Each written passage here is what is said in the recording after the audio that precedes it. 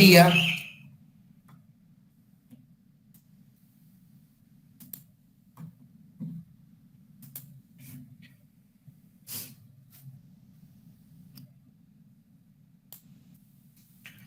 Bien, la clase anterior ya hicimos una introducción a el método de las fuerzas, también llamado método de las flexibilidades. Es un método que se aplica al análisis de estructuras hiperestáticas. Bien, supongamos tener ese pórtico plano, desde luego, el cual lo vamos a analizar aplicando el método de las fuerzas. Pues bien, conforme vimos la clase anterior, lo primero que tenemos que realizar es determinar el grado hiperestático total de la estructura. Me acuerdo que les dije que en la determinación del grado hiperestático total de la estructura está totalmente prohibido equivocarse.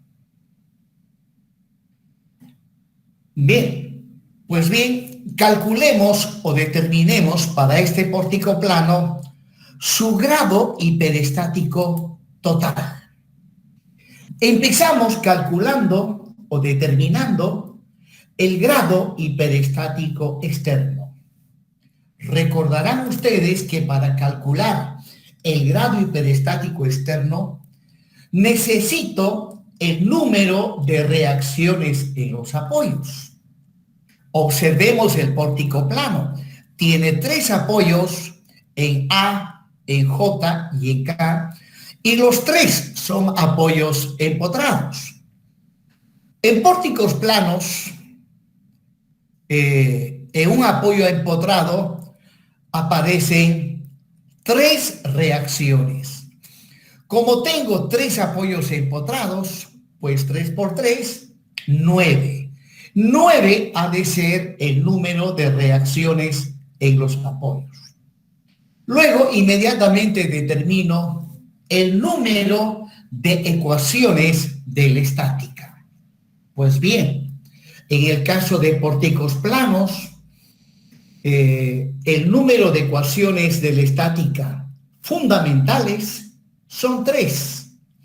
Y a esos 3 se le puede añadir 1 o más ecuaciones según cuántas articulaciones lleve el pórtico plano.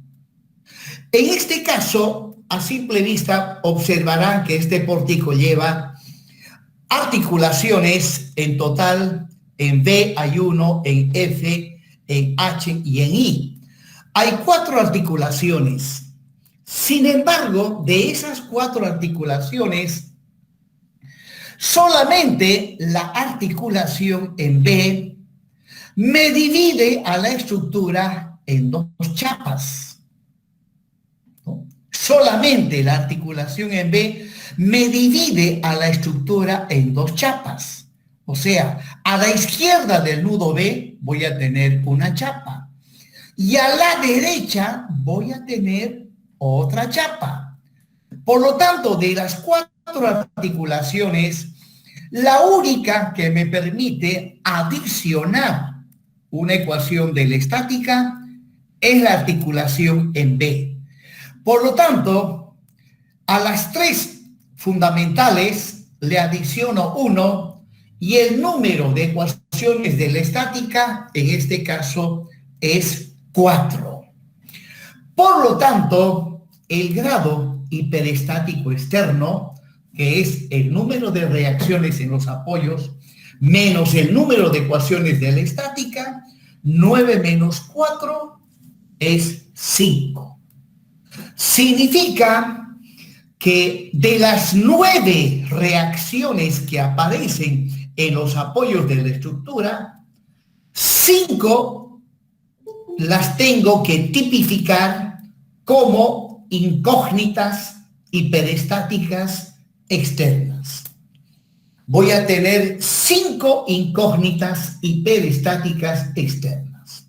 Bueno, de las 9 reacciones que aparecen en los apoyos de la estructura, reitero, 5 son incógnitas hiperestáticas externas. Las otras 4 las podemos calcular o las calculamos aplicando las ecuaciones de la estática. Ahora, de las 9 reacciones, 5 son incógnitas hiperestáticas. Pero exactamente, ¿cuáles son incógnitas hiperestáticas? Como dije en la clase anterior, el que está resolviendo el problema elige cuáles reacciones han de ser las incógnitas hiperestáticas. Pues bien, en este caso, yo voy a elegir a las siguientes reacciones como incógnitas hiperestáticas. Y las voy a identificar con X1, X2, X3, X4 y X5. Pues bien, elijo al momento en el apoyo empotrado del nudo A. Esa reacción ha de ser mi primera incógnita hiperestática. Segunda incógnita hiperestática, el momento en J. Tercera incógnita hiperestática, el momento en K. Recordarán también que este método aconseja elegir como incógnitas hiperestáticas preferentemente a los momentos, a las reacciones momento. La finalidad de esto es que al elegir a los momentos se simplifica notablemente los cálculos. Bueno, continúo seleccionando a mis incógnitas hiperestáticas. Ahora vamos a la incógnita hiperestática X4. Estoy eligiendo como incógnita hiperestática X4 a la reacción horizontal correspondiente al apoyo empotrado en el nudo J. Y finalmente, elijo como incógnita hiperestática X5 a la reacción horizontal en el apoyo empotrado correspondiente al nudo K. ¿Listo? Bueno, cada quien puede seguir diferente camino. Sin embargo, una vez seleccionadas las incógnitas hiperestáticas externas, recuerden que se le llama externas por el hecho de que las reacciones en los apoyos y las cargas como Q sub K1, Q sub K2, P sub K, son cargas externas. Bien, ahora podemos ver que el pórtico que he planteado, parte de ella está cerrada. Parte de ella está cerrada. Y son 2 partes. El primer paño está formado por los nudos F, G, H, I. Y el segundo paño, que se encuentra cerrado, está formado por los nudos C, D, G y F. Bueno, para analizar estructuras cerradas, obligatoriamente las tenemos que abrir. Y para abrir, tenemos que hacer unos cortes. ¿Dónde realizo los cortes? Bueno, el que está resolviendo el problema es el que decide dónde efectuar el corte para abrir en su totalidad la estructura. Bueno, en este caso, Observando las características geométricas de este pórtico plano, observo que la barra que va del nudo H al nudo I se encuentra articulada en sus extremos y no lleva ninguna carga. Pues bien, la barra HI es una biela.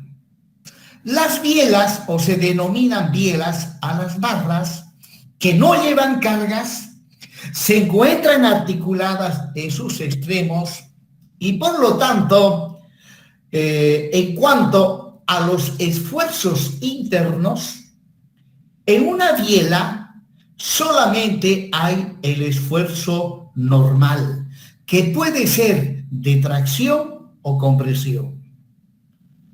Por lo tanto, para abrir el primer paño, me conviene hacer el corte a la biela, porque al hacer el corte voy a tener un solo esfuerzo interno.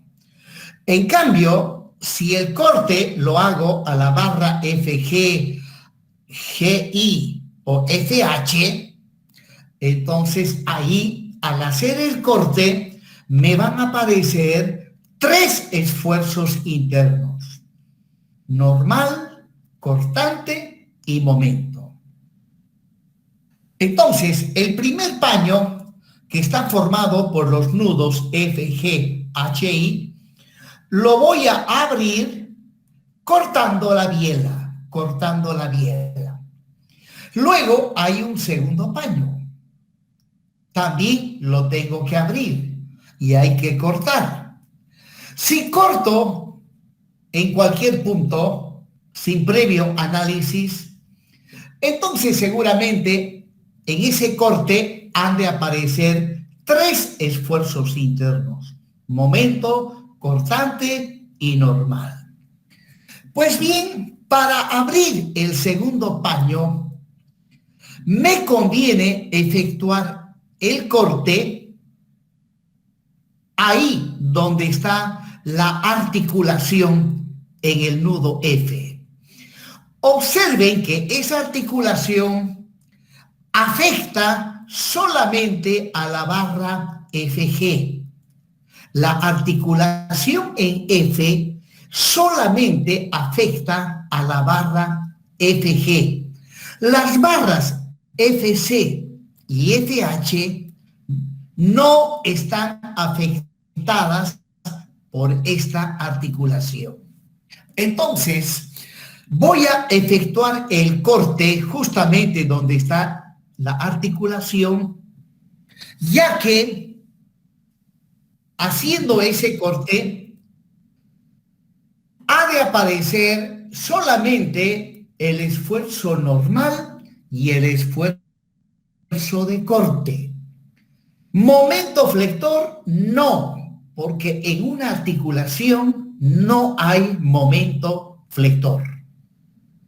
Entonces, prosiguiendo, determino ahora el grado hiperestático interno.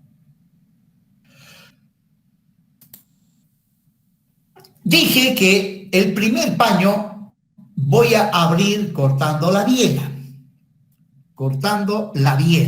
Ahí va, hago el corte justo en el centro de la biela HI, y el segundo corte, para abrir el segundo paño, voy a cortar pasando por la articulación. Muy bien, ahí está ya la estructura con los correspondientes cortes, y por lo tanto ya la estructura no es una estructura cerrada. Es una estructura totalmente abierta. Bien, y paso a determinar el grado hiperestático interno. Pues bien, como dije anteriormente, en la biela solamente ha de aparecer esfuerzo normal, que puede ser de tracción o compresión. Tracción tiene signo positivo, compresión tiene signo negativo. Por lo tanto, cuando hacemos el corte a una biela, siempre debemos asumir que el esfuerzo es positivo, o sea, tracción, sobre las dos partes en que ha quedado dividida la biela, aparecen esfuerzos normales de tracción. Y vamos ahora al otro corte. En ese corte no hay momento, solamente esfuerzo normal y esfuerzo de corte. Pero antes de ello, al hacer los cortes aparecen esfuerzos internos. Esos esfuerzos internos son las incógnitas hiperestáticas internas. Bueno, en la anterior diapositiva ya habíamos determinado las incógnitas hiperestáticas externas. X1, X2, X3, X4 y X5. Y ahora estoy mostrando las incógnitas hiperestáticas internas. Pues bien, al esfuerzo normal en la biela lo voy a identificar con X sub C. Disculpen, X sub 6. Prosiguiendo con la numeración de incógnitas hiperestáticas. Y luego en la articulación aparecen esfuerzos de corte que los voy a identificar con X sub 7 y esfuerzo normal que lo identifico con X sub 8. Por lo tanto, habiendo hecho los cortes, en total voy a tener 3 incógnitas hiperestáticas internas. X6 en la biela, X7 y X8 en la articulación. Por lo tanto, el grado hiperestático interno es igual a 3. Con todo esto, ahora puedo determinar el grado hiperestático total, que es simplemente la suma del grado hiperestático externo más el grado hiperestático interno. O sea, 5 más 3, el grado hiperestático total es 8. O sea, para la resolución de este pórtico plano, en total voy a tener 8 incógnitas hiperestáticas. 8 incógnitas hiperestáticas. 5 externas y 3 internas. Bien. Si nos pusiéramos a resolver este pórtico que tiene 8 incógnitas hiperestáticas, si nos ponemos a resolver, estimo que me va a llevar trabajando fuerte y duro, me va a llevar unos 3 días aplicando el método de las fuerzas. Mínimo me va a llevar 3 días resolver este pórtico con la ayuda de mi maquinita de calcular, esas maquinitas comunes y corrientes, ¿no? Casio. Mínimo me va a llevar 3 días resolverlo. Bueno, si lo hago a mano.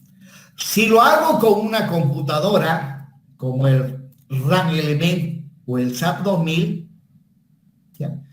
Este portiquito, el RAM Element, lo resuelve en milésimas de segundo.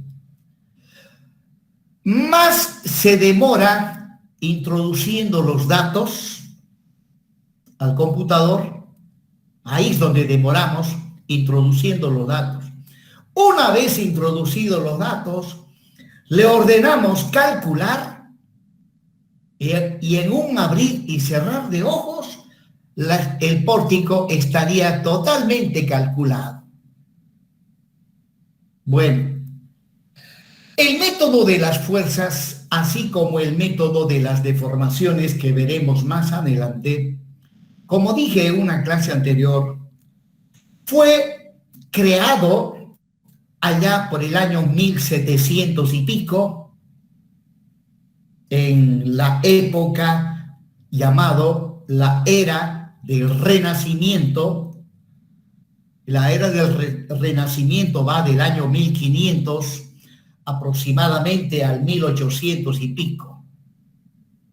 Durante 3 siglos, el ser humano, como nunca antes en la historia de la humanidad, incursiona dentro del campo de la ciencia y la tecnología. En esa época inventaron la máquina de escribir, inventaron la electricidad, el teléfono, los aviones, los helicópteros, las computadoras también inventaron en esa época, de 1500 al 1800. El arte, la pintura, la música, realmente fue algo maravilloso dentro de la historia de la humanidad. 3 siglos, del 1500 al 1800. De ahí el ser humano se sintió tan poderoso que a partir del año 1800, un poco menos o un poco más, empieza a guerrear. Guerras aquí, guerras allá, en fin, la humanidad siguió viviendo guerra hasta ahora. Hasta ahora siguen las guerras. Bueno, alguien dijo por ahí que la guerra es lo más estúpido que puede hacer el ser humano. Comparto esa idea. Las guerras nos vuelven estúpidos. Bien, continuando, jóvenes. Entonces, son 8 incógnitas hiperestáticas que hay que determinar. Estas incógnitas hiperestáticas, que son 8, se las determina analizando las deformaciones de la estructura. Como son 8 incógnitas hiperestáticas, también hay que calcular 8 deformaciones. Para ello, aplicamos el método de los trabajos virtuales, como veremos más adelante. Pero desde luego nosotros no vamos a resolver un pórtico con 8 incógnitas. Lo máximo, vamos a resolver pórticos con 2 incógnitas. Con 2 incógnitas a ustedes les va a llevar exactamente 2 horas. A mí me lleva a resolverlo 1 hora. Y en los exámenes se les da el doble de tiempo. O sea, si el profe lo resuelve en 1 hora, a los estudiantes se les da 2 horas para resolver la estructura aplicando el método de las fuerzas. Bien, prosiguiendo. Ahí podemos ver otro pórtico plano, para el cual también empecemos determinando su grado hiperestático externo. Número de reacciones en los apoyos, 5. En el apoyo empotrado aparecen 3.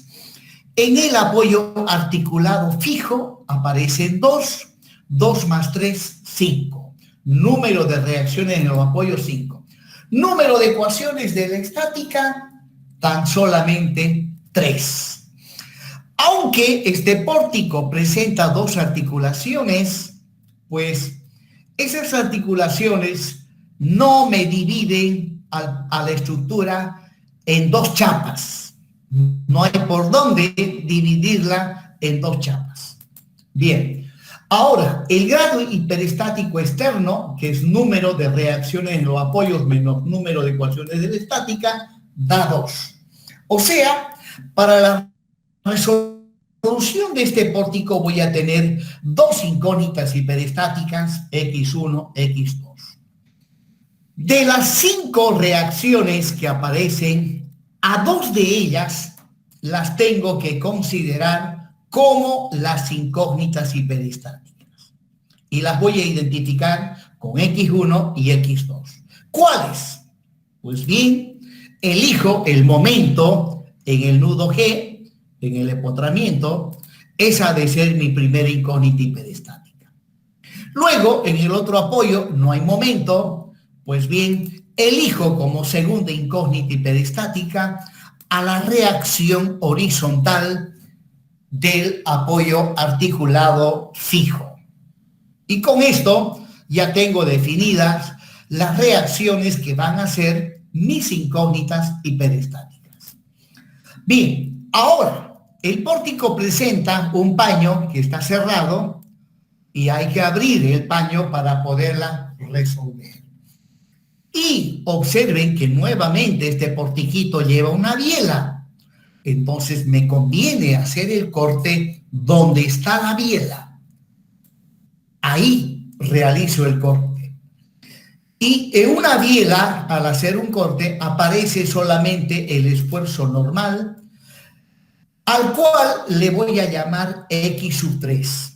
El esfuerzo normal en la biela, que le voy a llamar X3, ha de ser una incógnita hiperestática interna, que la identifico con X3. Ahí está nuevamente el pórtico, ya con el corte en la biela, y el grado hiperestático interno es la biela. Por lo tanto, el grado hiperestático total, que es la suma del externo más del interno, el grado hiperestático total de este pórtico es 3. Es 3. Bueno, si me pongo a resolver este portiquito con 3 incógnitas hiperestáticas, estimo que me va a llevar unas 4 horas. Unas 4 horas me va a llevar resolver este pórtico. Bien.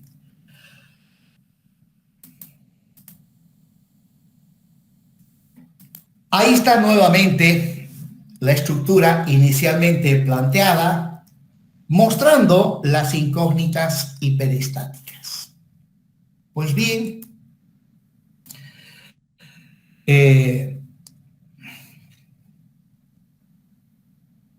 en base a la estructura hiperestática, donde se están mostrando las incógnitas hiperestáticas,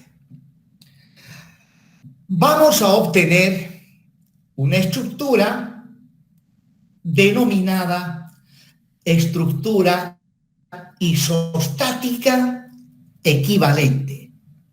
Estructura isostática equivalente. Bien, resulta que en el método de las fuerzas, una vez que se han determinado el grado hiperestático total, el siguiente paso consiste en plantearnos la estructura denominada isostática equivalente, aunque también se la denomina estructura principal. Bueno, ¿cómo obtenemos la estructura isostática equivalente en este caso? Pues bien, observen que estoy mostrando nuevamente la estructura, pero sin mostrar los apoyos. Resulta que para obtener la estructura isostática equivalente, debo modificar los apoyos. Debo modificar los apoyos. Bien. En este caso, se modifican aquellos apoyos que tienen incógnitas hiperestáticas. En este caso, los dos apoyos, el articulado fijo y el apoyo empotrado, tienen incógnitas hiperestáticas. Por lo tanto, las dos las tengo que modificar. Ahora, el criterio que se aplica para modificar estos apoyos es el siguiente. Todo apoyo empotrado restringe,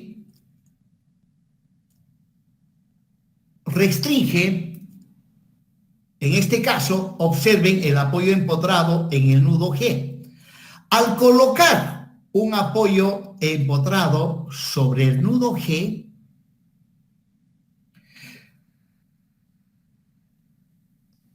hacemos que el nudo G quede completamente restringido. ¿Qué significa eso? Que el nudo G no puede tener desplazamiento lineal horizontal, ni desplazamiento lineal vertical, ni desplazamiento angular. El nudo G se encuentra totalmente restringido.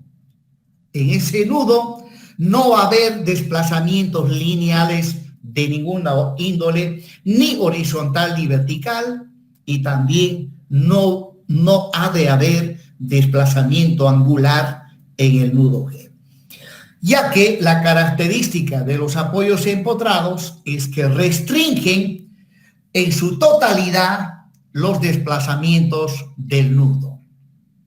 Vamos ahora al nudo F.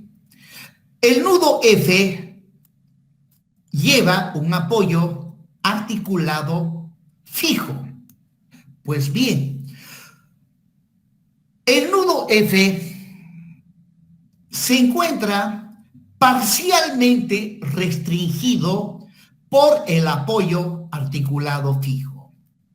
Pues bien, el apoyo articulado fijo sobre el nudo B, sobre el nudo F, disculpen, evita el desplazamiento horizontal y el desplazamiento lineal vertical.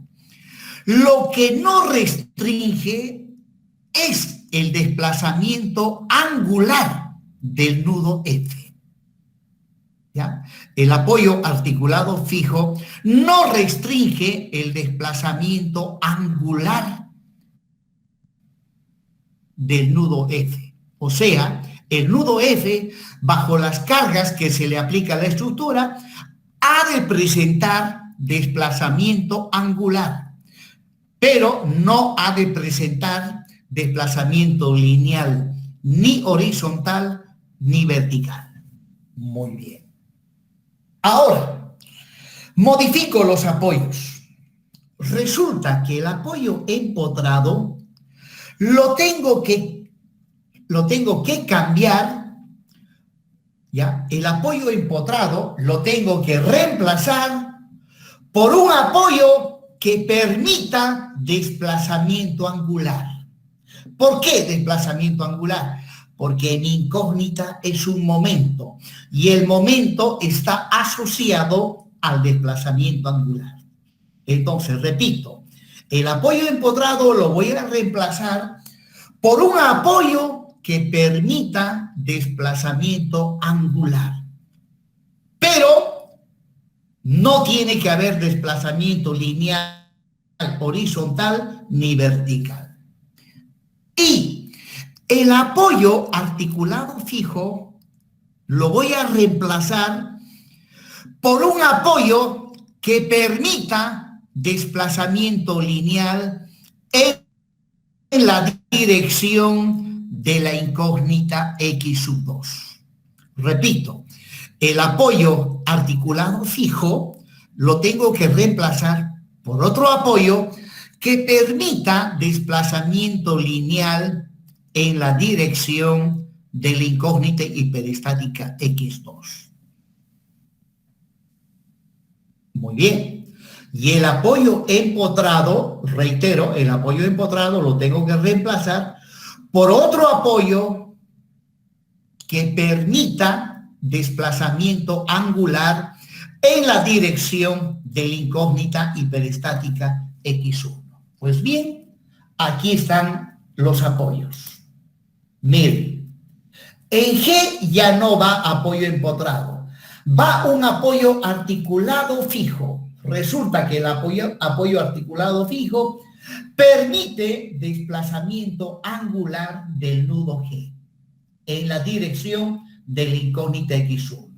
Y finalmente, en F debo colocar un apoyo que permita desplazamiento horizontal, o sea, desplazamiento en la dirección de la incógnita hiperestática X2. Ahí está. Hecho esto, la estructura, observen, es una estructura isostática. El número de reacciones en los apoyos es igual al número de ecuaciones de la estática. ¿Ya? En el apoyo articulado móvil ha de aparecer una reacción vertical. En el apoyo articulado fijo, en el nudo G, ha de aparecer una reacción horizontal más una reacción vertical. Sumado a la reacción vertical en el apoyo en F, voy a tener 3 reacciones igual a el número de ecuaciones de la estática. Y listo, ahí tienen ustedes la estructura isostática equivalente, donde X1, X2 y X3 son las incógnitas hiperestáticas. Claro que X1 y X2 son las incógnitas hiperestáticas externas y X3 es la incógnita hiperestática interna. Continuemos. De aquí en adelante voy a trabajar con la estructura isostática equivalente, ¿no? Ya que al haber transformado la estructura hiperestática en una estructura isostática equivalente, pues me sale más sencillo calcular la estructura isostática. Ahora, ¿cómo analizamos esta estructura? Bueno, hay métodos. Observen que tengo 3 incógnitas hiperestáticas. 3 incógnitas hiperestáticas.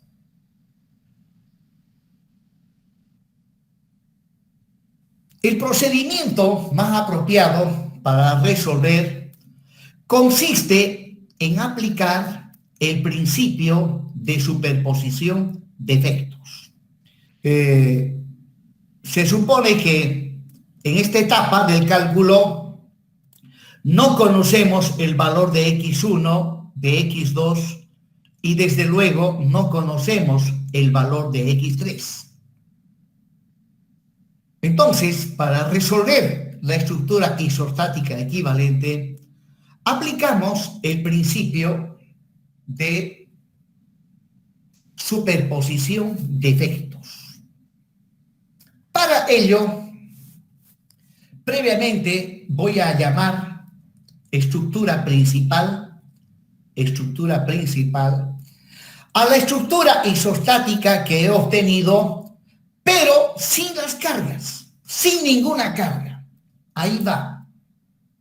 En la estructura isostática, pero sin ninguna carga. A eso le llamamos la estructura principal. Prosiguiendo. Entonces, como dije hace un momento, para la resolución tengo que aplicar el principio de superposición de efectos. Ahí está la estructura isostática equivalente. Y la voy a resolver aplicando este principio. Muy bien. Resulta que este pórtico lo vamos a resolver por partes, por partes. Primeramente voy a resolverla tomando en cuenta solamente la carga externa propiamente dicha. ¿Ya? Y para ello, ¿qué es lo que he hecho? He agarrado la estructura principal y le he aplicado la carga externa propiamente dicha. Como podrán observar, es una estructura isostática, 100%. Entonces, inmediatamente calculamos reacciones en los apoyos y esfuerzos internos en las barras, ¿no? A esta estructura la vamos a identificar con E sub 0. ¿Qué es E sub 0? Es la estructura principal con la carga externa. Pero resulta que hablando de carga externa, no solamente la carga distribuida Q sub K y la carga puntual P sub K es carga externa. También las reacciones en los apoyos y este esfuerzo interno X sub 3 también son cargas externas. Bueno, entonces, como dije, vamos a analizar la estructura para todas estas cargas externas, pero por partes. Primeramente, la analizamos para la carga distribuida y carga puntual, ¿no? La carga externa propiamente dicha. Luego, sumo más la estructura principal sometida a la siguiente carga externa. La siguiente carga externa es X sub 1.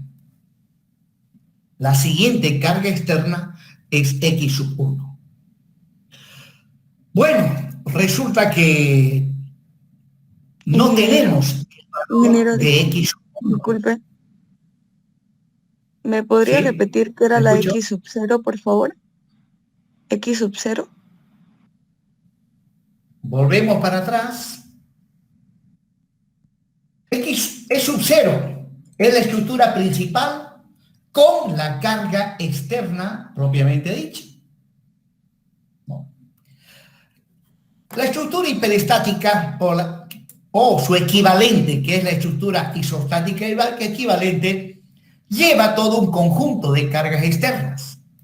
Recuerden que las reacciones en los apoyos también son cargas externas. Eso lo vimos en el método de los trabajos virtuales. Y X3 también es una carga externa. Entonces dije que voy a analizar la estructura isostática equivalente aplicando el principio de superposición de efectos por partes. O sea, primeramente la analizo para la carga externa propiamente dicha. Bueno, a eso le llamamos E sub 0. O sea, E sub 0 es la estructura principal con la carga externa. ¿Y a qué llamamos estructura principal? Eso lo expliqué hace un momento, ¿no? Es la estructura isostática equivalente, pero sin las cargas. Entonces, agarro la estructura principal y le aplico la carga externa propiamente dicha, y a eso pues se le llama estructura con la carga externa. Bien, continuando, ahora continúo, agarro la estructura principal y ahora le aplico esta carga externa, X1. Bueno, pero difícil querer analizar porque no tengo X1. No tengo el valor de X1. Pero resulta que puedo hacer lo siguiente. Aplico un artificio. Para resolverla, voy a asumir de que X sub 1 vale 1. ¿Ya? Voy a asumir de que X sub 1 vale 1. Y bueno, asumiendo que X sub 1 vale 1, pues ya puedo calcular las reacciones en los apoyos, los esfuerzos internos en las barras, en fin, puedo calcular sus deformaciones para X sub 1 igual a 1. Pero, ¿cuál es el valor verdadero de x1, porque aquí lo que voy a hacer es asumir que x sub 1 vale 1.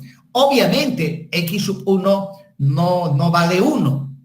Bien, lo que hago es lo siguiente. Calculo la estructura con x sub 1 igual a 1, ¿no? Con eso calculo las reacciones y esfuerzos internos. Y luego lo encierro entre paréntesis y todo lo que he calculado, asumiendo que x sub 1 vale 1, ya, todo lo que está ahí, lo encierro entre llaves y lo voy a multiplicar por el valor verdadero de x1 que aún no conozco. ¿No? La idea va por aquí. Si asumiendo x sub 1 igual a 1, el vertical en F me sale, por decir, 8 toneladas, y luego, si más adelante llego a determinar el valor verdadero de x1, ¿ya? El valor verdadero me dicen que es 10. Es 10. Por lo tanto, ¿qué magnitud tiene el vertical en F? 80. 80. Más o menos también me viene una idea. Supóngase que estoy en una oficina de cálculos, de proyectos de cálculo estructural, y yo soy empleado. Y resulta que el gerente de la empresa me dice, me deja una nota, llego a la oficina, me dice, ingeniero, necesito urgente que me analice esta estructura. Hasta el mediodía, por favor. Y veo la estructura que me deja y resulta que ahí veo la carga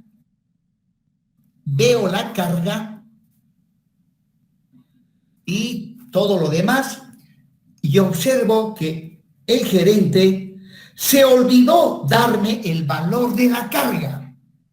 Se olvidó ya. Y lo llamo por teléfono y su celular suena apagado y apagado. Y el hombre me pidió encarecidamente hasta el mediodía, ingeniero, tiene que estar resuelto. Y bueno, digo, pues si no me ha dado la carga, pues no tengo la culpa, pues no me dio la carga. Luego el hombre llega al mediodía y me dice, ingeniero, ya lo tiene listo. No lo tengo porque usted se olvidó darme la carga. Uy, qué pena. Pero resulta que como buen ingeniero, tengo que aplicar mi ingenio. No me dio la carga, pues lo resuelvo dándole a la carga un valor unitario. Dándole a la carga un valor unitario. De manera tal que cuando llega al mediodía el gerente me dice, ¿usted se olvidó darme la carga? Hoy dice, ¿y cuánto tiempo lleva a resolver la estructura? 4 horas. Pero no se preocupe, ya lo calculé asumiendo que la carga vale 1. Ahora dígame, ¿cuánto es la carga? La carga es 10. Entonces lo que tengo que hacer es todo lo que calculé, simplemente lo tengo que multiplicar por 10.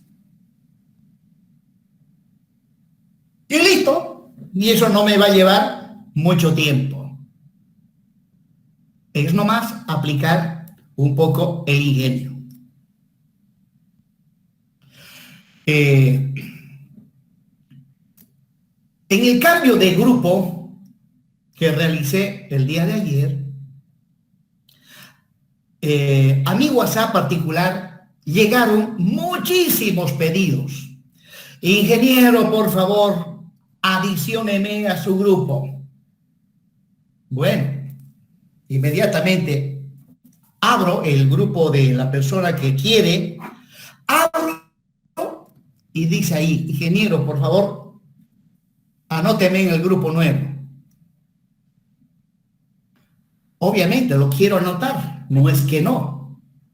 Algunos dirán, el ingeniero no quiere recibirme. Pero yo les digo, ¿cómo les voy a incluir en el grupo si no me dicen cómo se llama, no me dicen a qué materia y qué grupo? O bien algunos ingenieros me llamo Juan Llanos y por favor adicióneme al nuevo grupo. Bueno, ese me dio su nombre, pero no me dice a qué materia. SIP 204, SIP 209, SIP 210, física. Bueno, también me quedo con las manos atadas. Bueno, si no me equivoco, ya les di una pequeña anécdota de un cabo de policía, va y le reclama al coronel, le dice: señor coronel, ya voy a 4 años en la institución, no me aumenta mi sueldo y tampoco me asciende. En cambio, mi compañero que entró junto conmigo ya es su oficial y gana más que yo. Mi coronel está cometiendo una injusticia conmigo. Muy bien, cabo, le dice, pero antes de que lo atienda, hay una movilidad al frente de la policía. Vaya y averigüe qué hace esa movilidad. No, le dice, vaya y vea de qué color es la movilidad. El cabo sale a la calle y mira, y al ratito vuelve. Mi coronel, la movilidad es de color blanco. Muy bien. Ese rato lo hace llamar al suboficial, al que estaba el otro reclamando que le habían ascendido, que ganaba más. Lo llama al suboficial y le dice lo mismo. Suboficial, fíjese de qué color es la movilidad que está afuera. Sale afuera el hombre y al rato vuelve. Y dice, mi coronel, la movilidad que se encuentra frente es de color blanco. Su placa es número tanto, y dialogando con el chofer está con su carnet, con su brevet al día. Y me dice que le está esperando a su esposa. Y el coronel le mira al cabo. ¿Se dio cuenta por qué él gana más que usted? Y la situación que les estoy planteando, jóvenes, eso sucede en el trabajo con una gran mayoría de estudiantes que egresan de la carrera de ingeniería civil. He llevado a varios como residentes de obra y algunos actúan como el cabo. Pocos actúan como el suboficial. La mayoría idéntico al cabo. Pues bien, hay que cambiar de actitud. No, y obviamente esos que actúan con el cabo los tienen un tiempito como residentes y pues le dije, mire, ya que le ponen pretexto para que se vaya. Y mientras siga actuando como el cabo, seguro que en todos los trabajos donde vaya, lo van a retirar.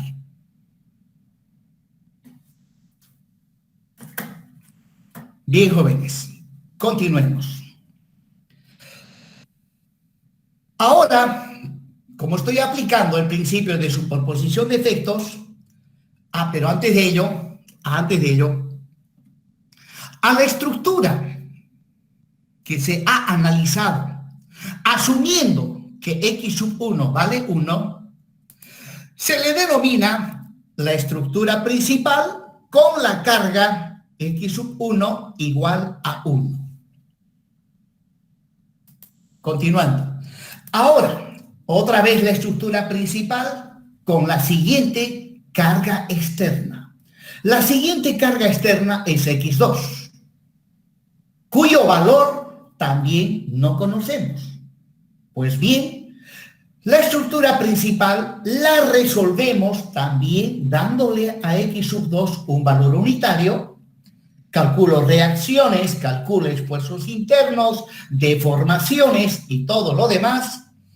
Y luego lo coloco entre llaves y lo multiplico, lo voy a multiplicar por el valor verdadero de X2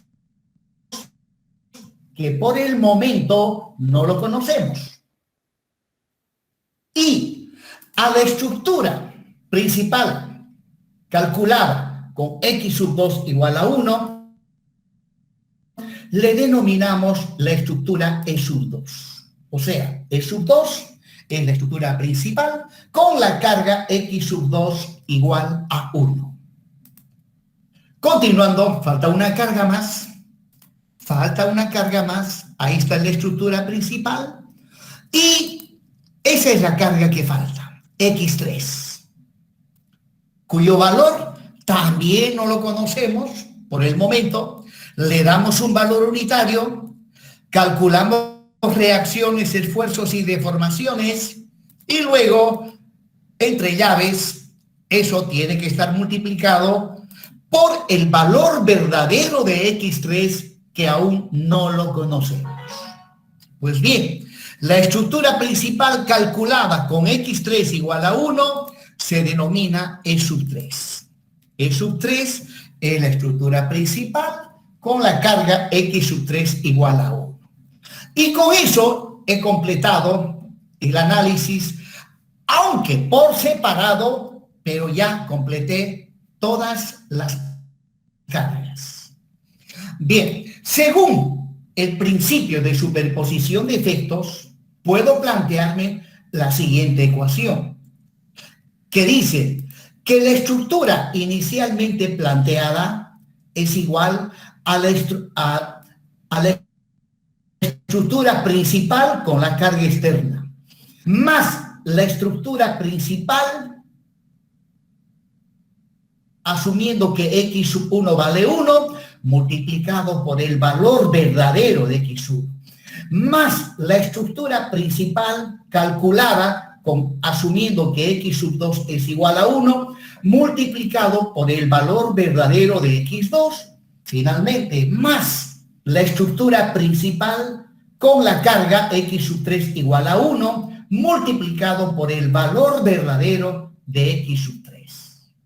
Esta ecuación se denomina ecuación de superposición de efectos, el cual lo puedo plantear de manera más condensada de esa manera, ¿no? E sub 0 más la sumatoria de los E sub i por X sub i, desde igual a 1 hasta n, donde n no es otra cosa que el número de incógnitas hiperestáticas, o en otras palabras, es el grado hiperestático total de la estructura.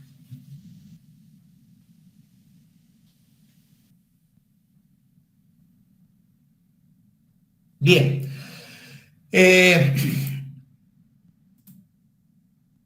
Para no complicarnos demasiado con el método, por hoy quedamos en eso, jóvenes, ya que el siguiente paso es el cálculo de E sub 0, de E sub 1, de E sub 2 y E sub 3. Los tenemos que analizar, tenemos que calcular sus reacciones, sus esfuerzos internos y sus deformaciones, aplicando el método de los trabajos virtuales.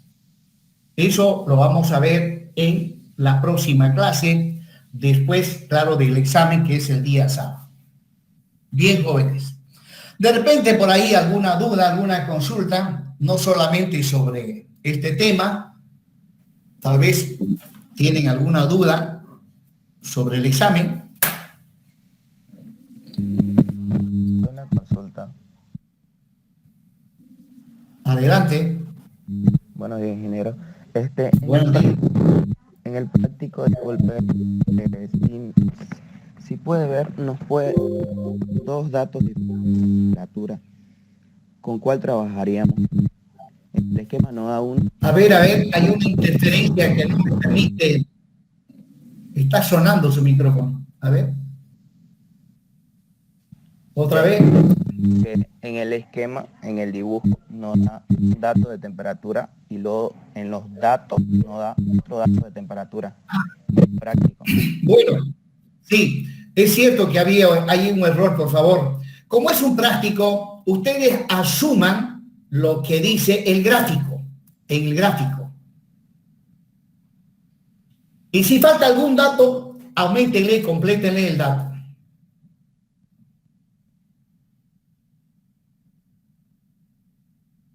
Ahí, ingeniero, entonces trabajaríamos con el que está en el dibujo, ¿no? En el esquema. Sí, sí, claro que sí. Ya, ingeniero.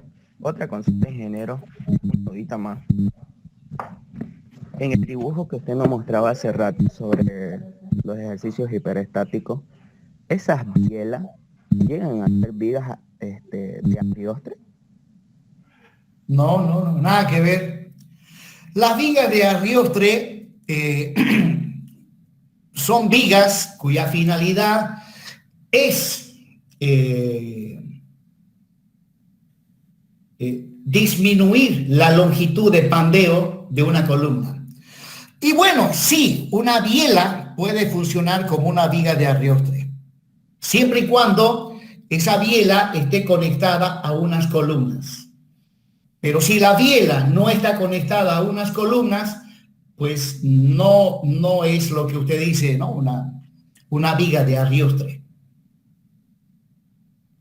Sí, porque estaba así investigando, ingeniero, y decía que las vigas de Arioste cortan la longitud de la columna e impiden el pandeo.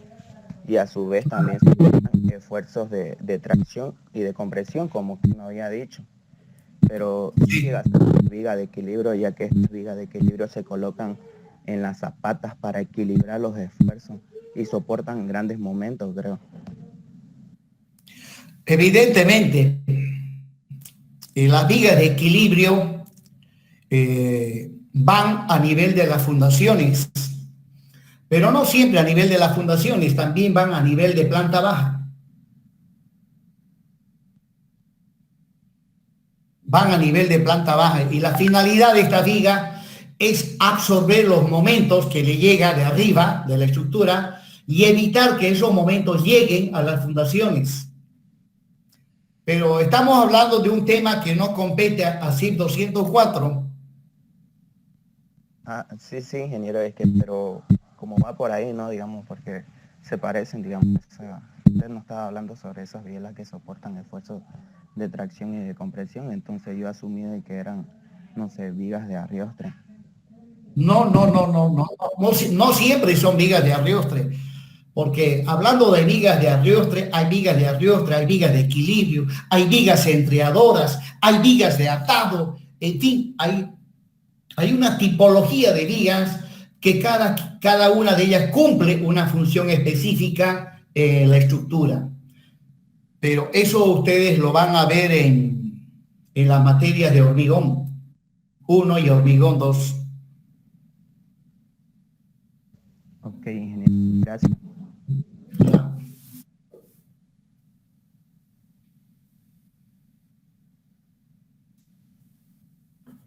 Bien, jóvenes, hasta luego, hasta el día sábado. Buenos días, ingeniero. Yo no pude entrar la siguiente clase, diré la anterior clase, y el examen, ¿cómo va a ser? ¿Presencial o virtual? Virtual, ya les mandé al anterior grupo los requisitos, una imagen, cómo tiene que estar ubicado, todo ya les envié al anterior grupo. Así tienen que estar ustedes. Ah, ya está bien, ingeniero, muchas gracias. Ya.